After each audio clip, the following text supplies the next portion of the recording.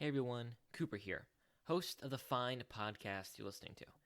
I just want to let you know that the episode you clicked on has a format that is very heavily inspired by a podcast called The Bookening. To be clear, our thoughts and opinions in this episode are our own, but the format is very similar to this podcast. I just wanted to give you a heads up and give credit where it is due. With that out of the way, enjoy the show.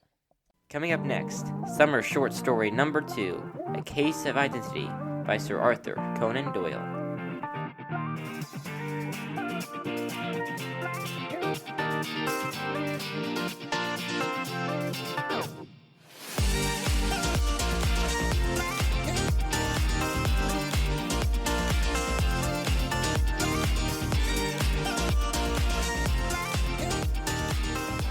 Everybody, welcome back to Booking It. Here on Booking It, we have no case of identity because I'm your humble and eloquent host, Cooper Cobbs, and the other person who's about to be identified is Tanner Lewis. That was so weak. That was not. That was awesome. Now, Tanner, you've been identified, but the question is, what case are you? Okay. We won't do that. But That was even weaker. We're back doing summer short stories. We're talking about Sherlock Holmes.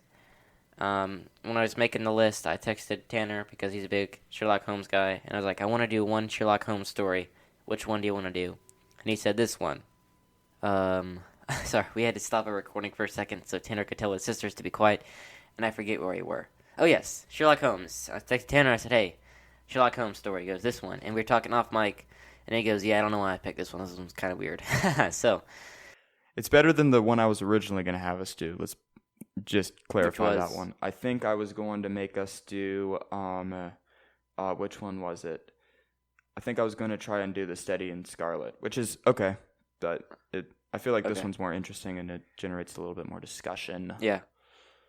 Do you want to tell us what the short story is about? I mean, I've read it, but tell the listener yes. what this one is about. So this Sherlock Holmes story is basically about Sherlock Holmes helping this young woman find this, her husband now, right? Didn't they get married? No. Well, no. They were going. She was going to go get married, her fiance, and they were going to go get married, and then her fiance disappeared, and she wants Sherlock Holmes to help her find this said fiance. Now, it's this whole thing, and Sherlock Holmes eventually finds out that the fiance was her stepfather, who was trying to manipulate her to keep all of her money. Right, so she wouldn't get married. Yes. And he would lose the money. It's a very twisted idea of his. Yeah, this one's kind of weird. It's kind of weird, but really weird. It generates a lot of discussion because this one has a lot of Sherlock Holmes being amazing. Yeah, it's true. I mean, we can talk basically every single Sherlock Holmes story. I mean, I've read several follow the same template. Sherlock Holmes and Watson are talking. Someone comes in. Sherlock wows them with his incredible powers of discernment. He goes out and does some weird stuff. He and Dr. Watson reconvene, and he tells the whole story to Dr. Watson and in the place of, and, stuff like that. Yes. There are a few other stories that follow a different template, and those are usually the more exciting ones, but I didn't read those ones until after we had already thrown this on the next recording. So we're going to be going through this one. Maybe we'll go through another one some other time for you guys. Yeah, that'd be fun. Maybe behind the paywall on Patreon or something like that. That'd be fun. Do you have any baggage with Sherlock Holmes you want to share? So not really. I mean, I read for our school, we had to read what was it? It was the Red-Headed League, and that was a Sherlock Holmes story. So, I mean, it's probably the most classic one. Yes, it is. And other than A Steady and Scarlet, that and A Steady and Scarlet are like very classic. So I read that, and I'm like, ooh, these are really good. I'm going to go find this collection. So about 2 years ago, I found a collection of Sherlock Holmes stories, and I read all the way through that. And then I think about a few months ago, probably 6 months ago, I found this huge collection of Sherlock Holmes stories. I'm looking at it right now, and I've got 1,800 pages of it sitting in front of me. Yep. It is large. It is digital, though, so I don't need to lug around 1,800 pages of books. That's right. That's bigger than Tanner is. Yes. No, it's not. Tanner's bigger than that. Wait, probably. What? I didn't know. I don't know what you said. I just said yes. We make weird jokes sometimes. Yeah. So I think the coolest part for me on any Sherlock Holmes story is always when he first meets the person who's coming to ask for help, and he deduces things about them from their appearance. It's always very interesting. I've tried using the same methods because everything that he does is so applicable to some extent. Yeah, but it seems so simple, but it's not. Exactly. He's like, oh, this, by the way that her cuff was pressed, I knew she was a typewriter, and by the way she had ink on her gloves, she was writing a letter in a hurry because she did the pen down too deep or something like that. And I'm like, oh, whoa, whoa. There's one time where I was working at Chick-fil-A, and I was kind of new then, and I was making lemonades in the back. By the way, don't get Chick-fil-A's lemonade. I have seen how much sugar is in there, and I've done the dirty deed myself. It's a lot. No, actually, get the lemonade. It's pretty good. But anyway, I was making lemonade, and I was taking some to the cooler, and I accidentally had the lid to where it was open, to where there's a hole in the side to where you could pour, and it wasn't right. Anyway, it kind of sloshed, and so it got on my shoes a little bit. But I didn't really know that, the pulp I got on my shoes. So later I went outside to take orders, and there was, a supervisor watching me. And then she's like, oh, you've been making lemonades? And I was like, yes, Sherlock Holmes. How'd you know? And I was like, what, how did this lady know that I was making lemonades? That's insane. Because you have pulp on your shoes. Oh, okay. I know, that's every Sherlock Holmes story. You're like, that's not really. It's so simple. It should be that easy. Yeah, but it's not in real life. In real life, it's really not. That's my funny Sherlock Holmes story. Yes. Sherlock Holmes story. Do you have any fun history with mystery stories? How do you feel about them? Do you like them? You love them? I don't really have a whole lot of mystery stories. You guys know me, fantasy all the way. Mm-hmm. Yep. Read until they. Yeah, I don't read a lot of either. Until you drop. Yeah, I don't read a lot of mysteries either. I used to read a lot of Boxcar Children books, though. Do you read any of those? Oh man, I think I got through. How many did I get through? I think I got through 20. But I think I stopped at 20 and finally found good literature. Yeah, I think I read a little bit more than 20. My church used to have a library. We don't anymore. But I would just go through the Boxcar Children section, just pick out ones that I never read, and eventually got pretty hard. Yeah, so I like to call that part of my life my mid-kid life crisis. Oh my gosh. Because that's when I was reading a lot of bad literature, and then anyway, it's a fun story. But yeah, even the Boxcar Children, it's maybe it was me, but I could never figure out who was actually the person who was going to gonna actually did the bad thing, Mm-hmm. Which is why I stopped reading them probably. But so my question to you is: did you ever figure out that it was the stepfather at any point in the story before it got to the realization? No. You didn't. Wait. I'm confused. You're gonna have to repeat your question. So did you realize that the stepfather was what's his name? Anger or something? No, I didn't. What's his name? You didn't realize it? No, I didn't. Yeah. I think at some point through this story, I was never 100% sure, but before it got to the thing, I was like, you know what? It's gonna be the stepfather. That's what it's gonna be. I don't know. I realized it, but I've never been really good at it. Even in Zootopia, I couldn't tell who was the bad guy. What? So okay, that's yeah, Cooper. That's a little bit. I know. I love mystery stories, and the thing about this is my thing. Okay, maybe it's an excuse, but I think that I don't try and figure out things because I don't want to know. I think it's more fun if I don't. Like with Interstellar, I realized what was going to happen, a quarter of the way through the movie, and I was kind of disappointed in myself. And so in mystery stories, I think I like to be surprised, and I don't want to spend too much.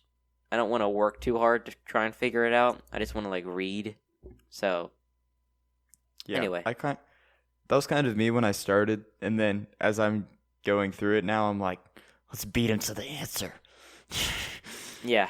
Yes. I think when we were younger, you're like, I want to be surprised, but now you're like, I think it's shameful if I don't know by the end of the story. I know, right? I mean, that was me for Interstellar. Matthew's catching on like, snap, snap, I've got it, and I'm over there sitting as I'm still working through. To be fair, Once Was a Time and Interstellar at the same time. Because Tanner has a fun Interstellar story because Tanner read Once Was a Time like midnight the night before. Then he and Matthew comes over to my house and we're watching Interstellar like 24 hours later. Then so normally I don't like watching movies with Tanner. Like, it's not against Tanner. It's just he asks a lot of questions, you know? Like in Captain Marvel, he was just asking questions like, Tanner, do you think I know the answers to these? But in Interstellar, he was dead quiet. And I could tell he was just exhausted and trying to work through it. And Matthew, I don't like watching movies with Matthew either, normally because he quotes the movie to me. Especially if it's a movie he's seen and I haven't. Like, we watched Harry Potter movies together, and he just kept quoting him. And I'm like, just stop, Matthew. But it's part of the fun, more though. Annoying than normal, because he just kept asking me questions. You should watch Westerns with Matthew. Oh, yes. Yeah, I mean, Matthew quotes Westerns a lot, and he also, like, acts like John Wayne a lot off microphone. Maybe sometimes on microphone, too. But, you know, Matthew is that kind of guy. It's amazing. Okay. Sure I think that would be a fun experience, but we'd also probably get some sexist jokes as well. We are going straight down a rabbit hole. We are. This is fun. This is what Summer Short Stories is for. We talked about the short story. What do you think about the short story? Is it good Sherlock Holmes? Is it bad Sherlock Holmes?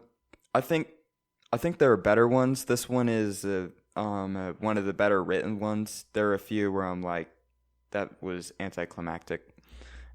And this one feels like it was kind of leading up to it. It's not very anticlimactic, which is kind of nice for me.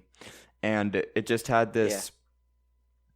It was easy to follow along all of Holmes' deductions. There are a few where I'm like, and you've lost me. There's a few where you can't. There's a few where you can't really solve them, and then he uses clues that you don't really know. Yeah, because and stuff like there's that. Because you're reading a book, you're not looking at things. You're not watching a movie or something, because in a book and in a movie you're deciding where where your attention is focused.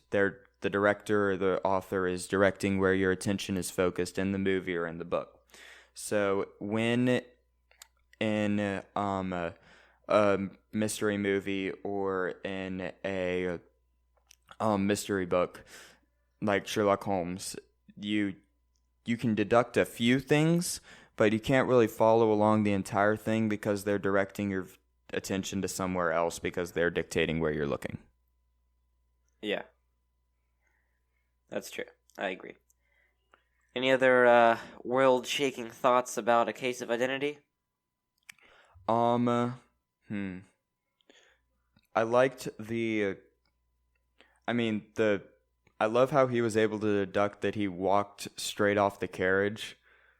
I mean, oh yes, that was my favorite one in this one, where he just found that out, and I'm like, it's so stupid easy. Yeah, it's true. Yeah, I mean, I read this like a week ago, but I forgot how he got there. I remember being impressed, though. What page was that? Yeah. I don't know. Who cares? Anyway. Yeah, that one. Let's do donor shoutouts real fast. I say the donor, and then you say a summer activity. Sounds good. Okay. Tanner's normally not good at these, but we'll see. This is true. And Tanner, where would you go if you want a donor shout out? You would go to patreon.com/bookinit, and you would donate to any of our $5 and up tiers. Most preferably the one at the very top, but we won't discuss that. Yeah, we won't. There are enough benefits in there to make it worth it. Let's say that. I think there are. All right, Nana. Summer activity. Boating. Nice. Van Pappy and Wayla. Tubing. Mike and Sylvia. Swimming. Mr. Mike and Miss Laura. Volleyball. Isaiah's Uncle Sebby. Water skiing. Aunt Jenny and Uncle Sam. Wakeboarding. Moses. Playing at the beach. Zara. Chin-up bar. Chris. Picnic. Yeah, that's fine. Anna. Day at the pool. That's awesome. Tanner actually did a great job of that. All right? Everybody, wherever you are, give Tanner a hand. Okay, give him a round You'll of notice applause. that most of those were lake activities. For those that do not know, Yeah. I live at the lake. He lives on the lake. Yep, that's right. I have to drive to a lake. Imagine that. All right. Anyway, guys, thank you so much for listening. Thank you so much for dealing with my runny nose that I have. I know it probably sounded really weird. Thank you for dealing with Tanner. And we'll be back next week with some more summer short stories. Peace out. Actually, no, that's not how we end this podcast. Who am I, an idiot? No. Keep on booking. Until next time. I went too early.